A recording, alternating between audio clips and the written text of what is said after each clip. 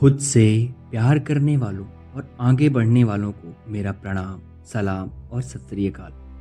तो दोस्तों, कभी कभी ज़िंदगी हमें एक ऐसे मोड़ पर ले आती है जहां एक छोटी सी गलती हमारा पूरा भविष्य बदल सकती है। एक अनजान रात, एक पुराना मंदिर और एक ऐसा राज जो दुनिया से छुपा हुआ था।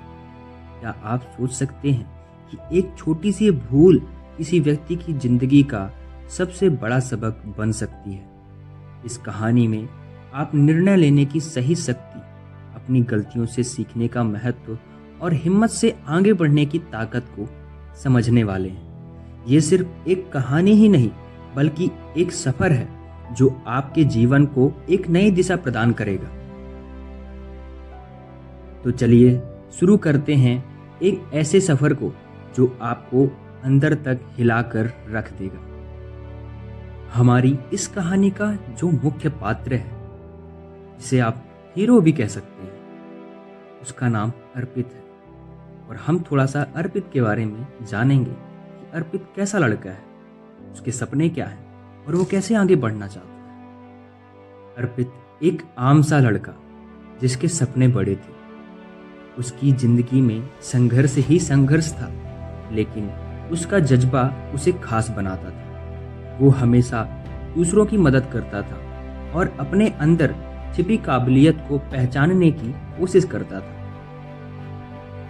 वो हमेशा से ही ऐसा सोचता था कि वो दुनिया का सबसे अमीर आदमी बनेगा और ज्यादा गरीब और असहाय लोगों की मदद करेगा और सबकी मदद करेगा। वो एक ऐसा लड़का था जो कभी ये नहीं सोचता था कि इसकी मदद से मुझे कुछ मिलेगा भी या नहीं। वह बहुत ही ईमानदार था। लोग उसकी इसी बात का फायदा उठाते थे। अर्पित की जिंदगी में पहली बड़ी समस्या तब आई जब उसने अपनी फैक्ट्री की नौकरी खो दी। अर्पित कभी किसी के यहाँ काम नहीं करना चाहता था, लेकिन उसके हालात और मजबूरी के कारण उसे दूसरों के यहाँ काम करना पड़ रहा था। वो हमेशा से ही एक अच्छा बिजनेसमैन बनना चाहता था, पर जहाँ वो काम कर रहा था वहाँ से भी उसे निकाल दिया गया। उस कंपनी के मैनेजर हमेशा अर्पित के काम से और ईमानदारी से जलते थे, जिसकी वजह से अर्पित के ऊपर गलत इल्ज़ाम लगाकर उसे वहाँ के काम से निकलवा दिया। अर्पित को थोड़ा सा गुस्सा आया। उसने मन में सोचा, मैंने इस कंपनी के लिए कितना कुछ किया है, पर इन्होंने तो मुझे ही निकाल दिया। अर्पित ने कहा, चलो जो भी होता है हमेशा अच्छे के लिए ही होता है, और ऐसा कहकर वह वहां से निकल जाता है।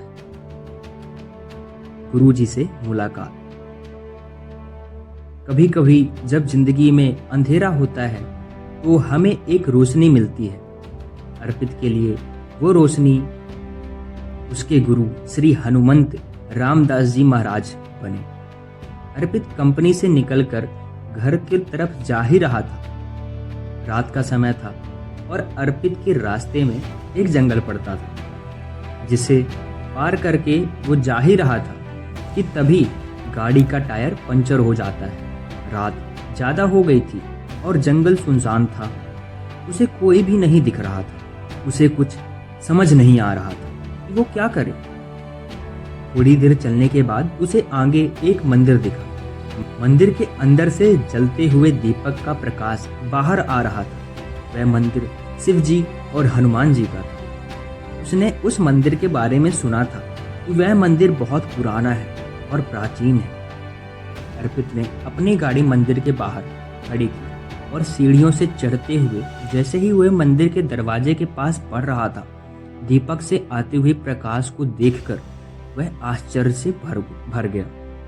उसने मन में कहा कि इस मंदिर में तो रात में कोई नहीं रहता, फिर ये इतना उजाला कैसे आ रहा है। वो अपने जूते उतारकर मंदिर के अंदर गया और उसने जो देखा वो देखकर कोई भी आश्चर्य से भर जाता। वहां एक साधु अपनी आंखें बंद करके ध्यान में मग्न थे। अर्पित ने उनसे धीमी और शांत आवाज में बोला, क्या मैं यहाँ रुक सकता हूँ? उन साधु ने अपनी आंखें धीरे से खोली और एक मनमोहक आवाज में कहा, हाँ अर्पित, तुम यहाँ रुक सकते हो। वो साधु जिनके मुख में एक अलौकिक तेज था और बात में इतनी मधुरता, उनके मुख से अपना नाम सुनकर अर्पित और ज्यादा अचंभित हो गया। अर्पित थोड़ा सा घबरा के और आश्चर्यचकित होकर उनसे बोला, मैंने तो आपको अपने बारे में बताया ही नहीं था, फिर आपने मेरा नाम कैसे जान लिया? उन साधु ने अर्पित से कहा कि तुम्हारे नाम के अलावा भी हम तुम्हारे बारे में सब कुछ जानते हैं। तुम अभी एक नौकरी को छोड़कर आ रहे हो और वो नौकरी किस वजह से छोड़नी पड़ी उसके बारे में भी हमें पता है। अर्पित उनकी बातें सुनकर सोच में पड़ गया और बोला, आप तो मेरे बारे में सब कुछ जानते हैं, कृपया करके आप मुझे अपने बारे में बताएं। आप कौन हैं, आप कहां से आए हैं और आपका नाम क्या है? अर्पित के सभी सवालों का जवाब उन्होंने बड़े ही शांत और मधुर आवाज में दिया। अर्पित ने अर्पित से कहा, मेरा नाम हनुमंत है और मैं भगवान श्री राम जी का भक्त हूँ, इसीलिए मेरा नाम हनुमंत रामदास है। उन्होंने कहा, मैं यहाँ कभी कभी आता हूँ और यहाँ अपने ध्यान का अभ्यास करता हूँ। अर्पित उनकी बातों से प्रभावित हुआ। उसने उनसे बहुत बातें की और अपने बारे में बताया। उसने कहा, मेरे जीवन में बहुत सी परेशानी है और मुझे अब आगे क्या करना है मुझे कुछ भी समझ नहीं आ रहा है। मैंने जो सोचा है क्या वो कभी बन पाऊंगा, मुझे उसके बारे में भी नहीं पता। अर्पित का मन उदास हो जाता है और तभी हनुमंत रामदास जी उससे कहते हैं, जो तुमने सोचा है वो होगा या नहीं इसके बारे में मैं कुछ नहीं कह सकता, लेकिन तुम्हें अपने लक्ष्य के रास्ते में कैसे चलना है जिससे तुम वो सब पा सकते हो जो तुम बनना चाहते हो, उसका रास्ता जरूर बता सकता हूँ। अर्पित ने उनसे पूछा, आप मुझे बताइए कि मैं कैसे सही निर्णय लूं और अपने लक्ष्य तक पहुंचूं। उसके लिए मुझे क्या करना होगा, मैं सब कुछ करने के लिए तैयार हूँ। हनुमंत रामदास जी ने कहा, जो तुमने सोचा है वो पाने के लिए तुम्हें बहुत कुछ करना पड़ेगा, जैसे कि तुम्हें सबसे पहले अपने मन को काबू में करना होगा। दूसरा, तुम्हें ध्यान करना सीखना होगा। तीसरा, तुम्हें अपने दुश्मनों से बचने के लिए, अपनी आत्मरक्षा के लिए कुछ युद्ध कौशल सीखना होगा। चौथा, तुम्हें अपने आप पर विश्वास करना सीखना होगा। पांचवा, तुम्हें अनुशासन के नियम सीखना होगा। इन सबको सीखने के बाद तुम अपने लक्ष्य को पाने के लिए तैयार हो जाओगे। ध्यान और मेहनत वही इंसान कर सकता है जो हर डर को अपनी शक्ति में बदल दे। अर्पित उनके साथ रुककर सब कुछ सीखता है और अपने मजबूत इरादे के साथ कड़ी मेहनत से वह युद्ध में 5 तरह की कुशलता हासिल करता है।